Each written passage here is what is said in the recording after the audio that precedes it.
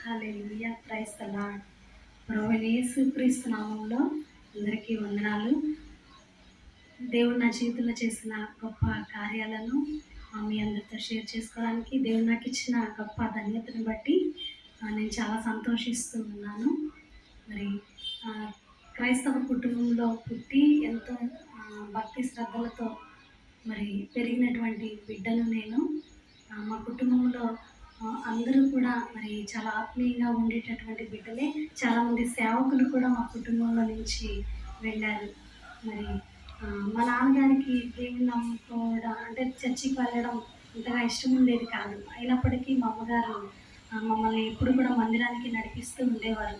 మా నాన్నగారు ఒప్పుకోనప్పటికీ కూడా ఆమె మమ్మల్ని దైవ మార్గంలోనే మమ్మల్ని పెంచారు. దాన్ని బట్టి ఆమె అనేకమైన శ్రమలను ఫేస్ చేశారు. అయినప్పటికీ మమ్మల్ని ఎక్కువగా మందిరంలోనే మమ్మల్ని పెంచారు. అందును బట్టి నేను చిన్నప్పటి నుండే చాలా యాక్టివ్‌గా ఉండేదాన్ని. సండే స్కూల్‌కి వెళ్ళినప్పుడు మరి ఎక్కువగా వాక్యాలు నేర్చుకోవటం, అలాగే పాటలు నేర్చుకోవడం చాలా ఆసక్తిగా, చాలా చురుగ్గా ఉండేదాన్ని. మరి చిన్న వయసులోనే నన్ను క్వైర్ టీమ్‌లో పెట్టారు. అంటే దాన్ని బట్టి మీరు అర్థం చేసుకోవచ్చు. నేనైతే చాలా యాక్టివ్‌గా ఉండేదాన్ని. మరి ఎప్పుడైతే టీనేజ్‌లోకి ఎంటర్ అయ్యానో, మరి దుష్టుడు నన్ను శోధించడం, నా జీవితాన్ని పాడు చేయడానికి వాడికి అవకాశం దొరికింది.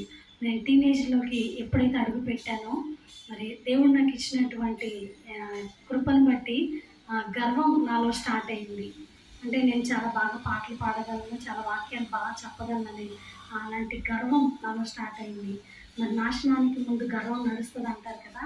అట్టి రీతిగా నేను గర్వపు ప్రవర్తనను చూపించటం బట్టి మరి ఈ లోకంలో మరి ఉన్నటువంటి ప్రేమలకు నేను బానిసనైపోయాను.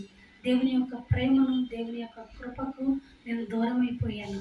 ఈ లోక ప్రేమలకు ఎప్పుడైతే స్నేహాలకు, ప్రేమలకు ఎప్పుడైతే బానిసనయ్యానో అప్పటి నుండి నా పతనం అనేది స్టార్ట్ అయింది. మరి దైవజనులు హెచ్చరించారు, పెద్దలైన వారు హెచ్చరించారు. అయినప్పటికీ నేను ఏమాత్రము కూడా వాళ్ళ మాటకు నేను లోబడలేదు. నా జీవితం, నా ఇష్టం, మీరెవరు నాతో చెప్పడానికి అని చాలా గర్వంతో కూడినటువంటి మాటలు పలికాను. మరి దాని ఫలితంగా నేను ఏ ప్రేమనైతే వెతుక్కుంటూ వెళ్ళానో ఆ ప్రేమలు ఎక్కువ కాలం నిలబడలేదు. అతి కొద్ది కాలంలోనే ఆ ప్రేమ నన్ను విడిచి వెళ్ళిపోయింది. ఎందుకంటే నాకు నేనుగా వెంటాడి వెతుక్కొని మరి కోరుకున్నటువంటి ప్రేమ కాబట్టి. కానీ దేవుని చిత్తం నా పట్ల వేరేగా ఉంది. చిన్నప్పుడే దేవుడు నన్ను అభిషేకించారు. దైవజనులు కూడా చెప్పారు, దేవుడు ఈ బిడ్డని గొప్పగా ఆయన పరిచర్యలో వాడుకోబోతున్నాడు. ఆయన పరిచర్య కొరకు నియమించుకున్నాడు అని చెప్పినప్పటికీ కూడా మరి ఎప్పుడైతే దేవుని చిత్తాన్ని విడిచిపెట్టి నా చిత్త ప్రకారం నా స్వచిత్తాన్ని నెరవేర్చుకోవడానికి నేను ముందుకు అడుగులు వేశాను. మరి పతన వ్యవస్థలోనికి నేను వెళ్ళిపోయాను. దేవుని చిత్తం కానిది ఏదైనప్పటికీ కూడా మన జీవితంలో ఉండదు. ఎందుకంటే ఆయన ప్రణాళికను మార్చుకోడు, కానీ పరిస్థితులను మార్చివేసి ఆయన ఉద్దేశాలను, ప్రణాళికను మన పట్ల నెరవేర్చే దేవుడై ఉన్నాడు. మరి ఎప్పుడైతే నేను ఏదైతే వెతుక్కుంటూ వెళ్ళానో మరి ఆ ప్రేమ నాకు దూరం అయిపోయిందో అప్పుడు నేను చాలా డిప్రెషన్కి లోనైపోయాను. నేను దేవుని మాట వినలేదు కదా, అందుకే నా జీవితంలో ఇలా జరిగింది. ఇంకా నేను ఎందుకు పనికిరాను, ఇంకా నా జీవితం వేస్ట్, ఇంకా నేను బ్రతకడం కూడా వేస్ట్ అనుకున్నాను. మరి నాకై నేను చావలేకపోయాను. ఎందుకంటే బైబిల్ వాక్యాలు తెలిసిన దాన్ని కదా, మరి మన ప్రాణము దయచేసినటువంటి దేవునికి అప్పచెప్పాలని మరి ఆ మాట నా మనసులో ఉండిపోయింది. మరి ఏదైనా చేసుకొని చనిపోతే తప్పకుండా నరకానికి వెళ్ళిపోతారు కదా, కానీ ప్రభువా నన్ను నువ్వు తీసుకో. నేను ఎప్పుడైతే నైట్ పడుకుంటాను కదా, పొద్దున్న లేచినప్పుడు నేను బాధపడేదాన్ని. నిద్రలో నేను నా ప్రాణం పోతే బాగుండేది కదా అని నా చావు కోసం నేను ఎదురు చూసినటువంటి రోజులని. ఎందుకంటే నాతో పాటు ఉన్నవారు అంటే చిన్నప్పుడు నా బాల్య స్నేహితులు కావచ్చు, చర్చిలో ఫ్రెండ్స్ కావచ్చు, వాళ్ళందరూ చాలా ఉన్నతమైన స్థానాల్లోనికి వెళ్ళిపోయారు. కానీ నేను మాత్రం ఒంటరిగా మిగిలిపోయి చాలా వ్యర్థంగా గడుపుతూ ఉన్నాను నా జీవితాన్ని. మరి అందుని బట్టి నేను చాలా డిప్రెషన్‌లోనికి వెళ్ళిపోయాను.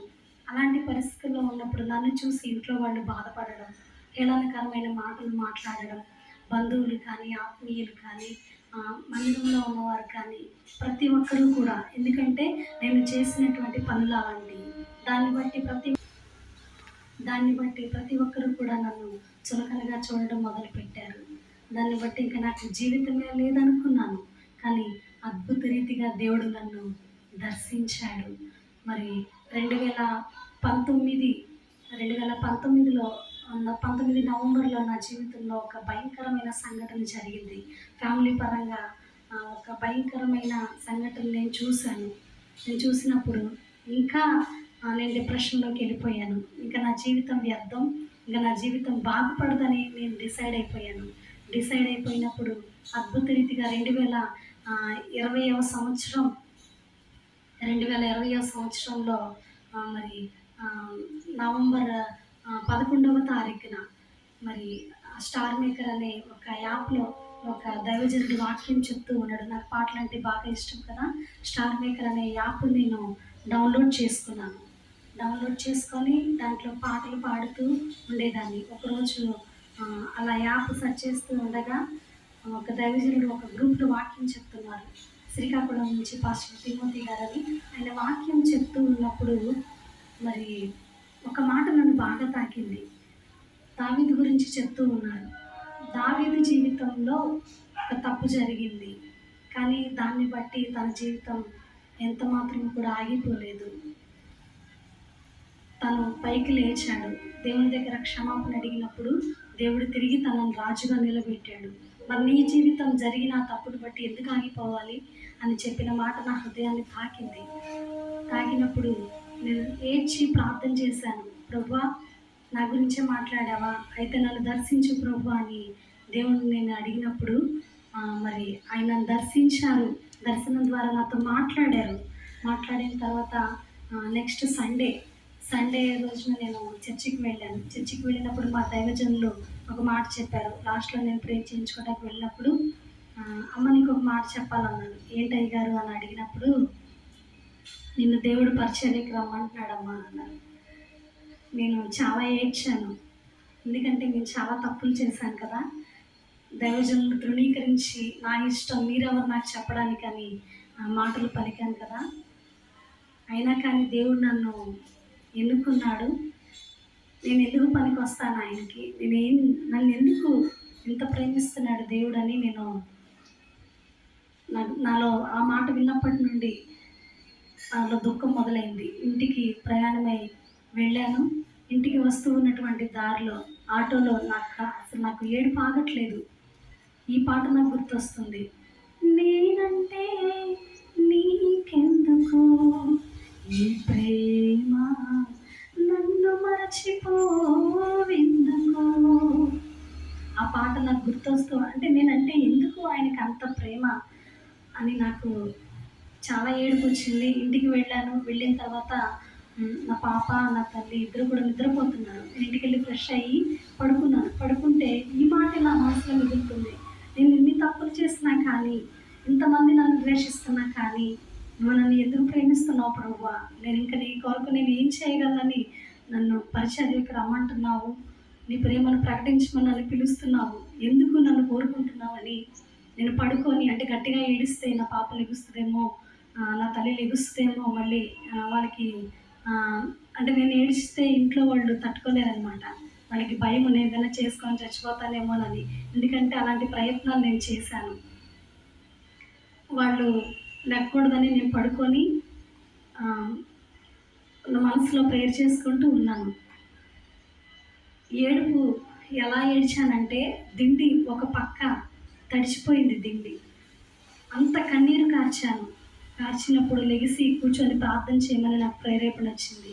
లెగిసి కూర్చొని నేను ప్రార్థన చేశాను మోకరించి. ప్రభువా, ఎందుకయ్యా నన్ను కోరుకుంటున్నావు? నేను ఇంకా నీకు ఎందుకు పనికొస్తాను? నీ మాట వినలేదు కదా, నన్ను తీసేసుకోవచ్చు కదా ఈ లోకంలో నుంచి. నన్ను ప్రేమించేవారు ఎవరు లేరు. నా జీవితం అంత బాగా ఏం లేదు. అందరి చేత ద్వేషించబడుతున్నాను. ఒక ఫంక్షన్స్కి వెళ్ళినా కానీ నన్ను పక్కన పెట్టేస్తారు. లేదంటే ఎక్కడికైనా వెళ్ళినా కానీ అసలు నా మొహం చూస్తేనే అశుభమని నిర్ధారించి నన్ను పక్కన నెట్టేశారు కదా. నువ్వెందుకయ్యా నన్ను పరిచర్యకి రమ్మంటున్నావని దేవుడిని అడిగినప్పుడు దేవుడు నన్ను దర్శించాడు. దేవుడు నాతో మాట్లాడాడు. ఒక దైవజనుడు వెంటనే మరి ఆయన కొన్ని వాక్యాలు పంపించి దాంట్లో నేను చూసినప్పుడు, లోకములో ఎన్నిక లేని వారిని, తృణీకరించబడిన వారిని దేవుడు ఎన్నుకుంటాడు. నీ జీవితం ఇంతటితో అంతమైపోయిందని నువ్వు అనుకోకు. దేవునికి నువ్వు కావాలి. నువ్వు అనేక మందికి ఆశీర్వాదకరంగా మారాలనేది ఆయన యొక్క ఉద్దేశం. ఆయన ప్రేమను ప్రకటించాలని ఆయన నిన్ను నిలబెట్టుకొని నిన్ను వాడుకోవాలనుకుంటున్నాడు. నువ్వు ఆయన చిత్తానికి ఇప్పటికైనా నువ్వు ఆయన చిత్తానికి లోబడినట్లయితే తప్పకుండా దేవుడు నేను చేయి పట్టుకొని శిఖరం మీద నిలబెట్టాలని ఆయన ఆశపడుతూ ఉన్నాడని చెప్పినప్పుడు, నేనైతే ఎంత కన్నీరు కార్చానో ఆనాటి నుంచి ఆ రోజే నేను ఒప్పుకున్నాను. ప్రభువా, ఇక నుంచి నేను వెనుదిరిగి వెళ్ళను. ఒకసారి వెనుదిరిగి వెళ్ళి నా జీవితంలో చాలా నష్టాన్ని నేను చూశాను. ఇక నుంచి నేను వెనక్కి తిరిగి వెళ్ళను ప్రభువా. నువ్వు ఏం చెప్తే నేను చేస్తాను. నువ్వు ఎక్కడికి వెళ్ళమంటే అక్కడ నేను వెళ్తాను. నీ ప్రేమను ఎక్కడ ప్రకటించమంటే అక్కడ నేను ప్రకటిస్తాను. ఎందుకంటే ఈ లోకంలో ఉన్నటువంటి ప్రేమలన్నీ వ్యర్థము. అది ఎలాంటి ప్రేమైనా కానీ దేవుని యొక్క ప్రేమ మాత్రమే నిలిచి ఉండేది. ఈ లోకంలో ఒకవేళ ఆ ప్రేమను మనకు కావాలి అనుకుంటే ఏదో ఒకటి దానికి చెల్లించాలి.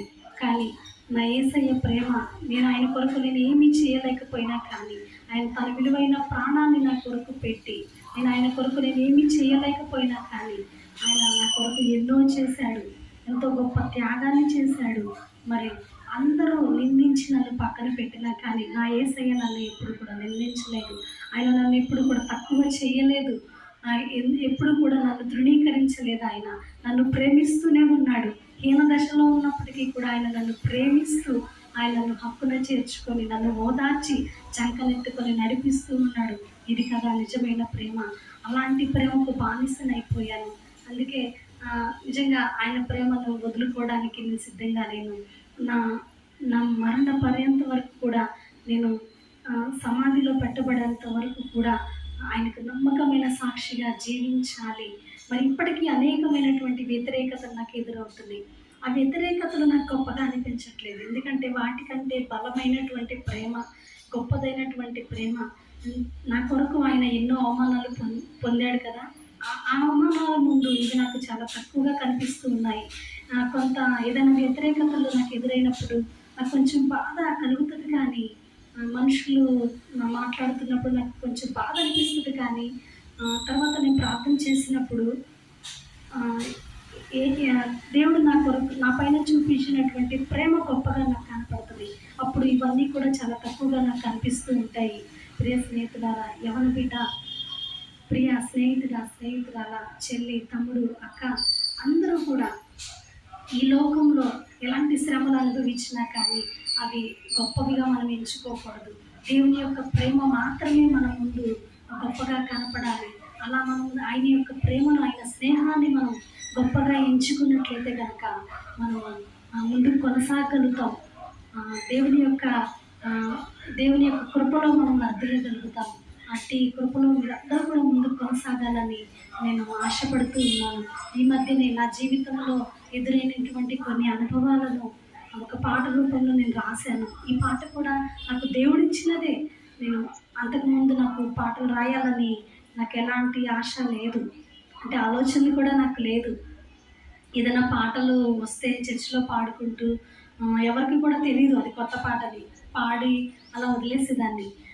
కానీ ఒకరోజు నేను పడుకున్నాను. నాకు కల వచ్చి నా కలలో మా పాస్టర్ గారు ఆ పాట పాడుకుంటూ వెళుతూ ఉన్నారు.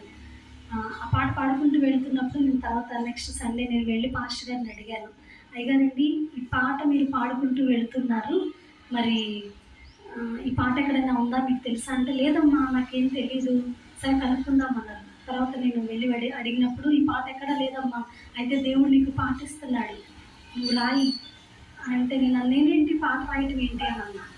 అంటే, లేదమ్మా దేవుడు నీకు ఇచ్చాడు ఆ పాట, నువ్వు రాయి అన్నాడు. అన్నప్పుడు నేను ఉపవాసం నుండి ప్రార్థన చేశాను. ప్రభువా, నువ్వు నాకు పాట ఇచ్చావా, నాకు మాట మాత్రమే ఇచ్చి నన్ను వాడుకుంటావని నేను అనుకున్నాను, కానీ మాటతో పాటు నాకు పాట కూడా ఇచ్చావా, అయితే నాకు లిరిక్స్ ఏం రాయాలో నాకు తెలియదు, నువ్వే నాకు తెలియచేయి ప్రభు అని ఉపవాసం ఉండి ప్రార్థన చేసినప్పుడు దేవుడు నా జీవితంలో నుంచి రాయమని నాకు ప్రేరేపణ ఇచ్చాడు. మరి అట్టి రీతిగా నేను ఈ పాట రాయడం జరిగింది. మరి ఆ పాటను మరి దేవుడు నాకు ఎందుకు ఇచ్చాడో తెలియదు. అనేక మందికి ఆశీర్వాదకరంగా మారబోతుందని నమ్ముతున్నాను. ఎందుకంటే ఆ పాట ద్వారా అనేక మంది దేవుని యొద్దకు నడిపించబడాలనేదే నా యొక్క ముఖ్య ఉద్దేశం. దయచేసి యవ్వనస్తులు ఎవరు కూడా మరి తమ యవ్వన జీవితాలు అపోస్తలుడైన తిమోతితో అపోస్తలుడైన పౌలు ఈ విధంగా అంటూ ఉంటాడు కదా, నీ యవ్వనాన్ని బట్టి ఎవరు కూడా నిన్ను తృణీకరించకుండా జాగ్రత్త పడు అంటాడు. నిజమే, మన యవ్వనాన్ని బట్టి ఎవరు మనల్ని తృణీకరించకుండా జాగ్రత్తగా ఉండాలి. ఎందుకంటే అప్పటి వరకు మనం ఎంత మంచి చేసినా, సంఘంలో ఎంత ముందంజలో ఉన్నా కానీ ఏదైనా చిన్న మిస్టేక్ జరిగితే మనం చేసినవన్నీ కూడా వ్యర్థమైపోతాయి. పైగా మన భవిష్యత్తు ప్రశ్నార్థకంగా మారిపోతుంది. కానీ ఆ రీతిగా మీ జీవితాన్ని పాడు చేసుకోకూడదని ఒక అక్కగా మిమ్మల్ని హెచ్చరిస్తూ ఉన్నాను. మరి దేవుని యొక్క ప్రేమను కోరుకోండి, దేవుని యొక్క స్నేహాన్ని కోరుకోండి.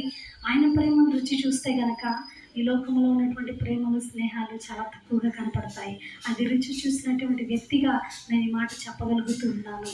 అట్టి కృపలో, అట్టి ప్రేమలో మీరందరూ కూడా ముందుకు కొనసాగాలని నేను ఆశపడుతూ ఉన్నాను. ప్రభు మిమ్మల్ని అందరినీ కూడా దీవించి ఆశీర్వదించును గాక. ఆమేన్.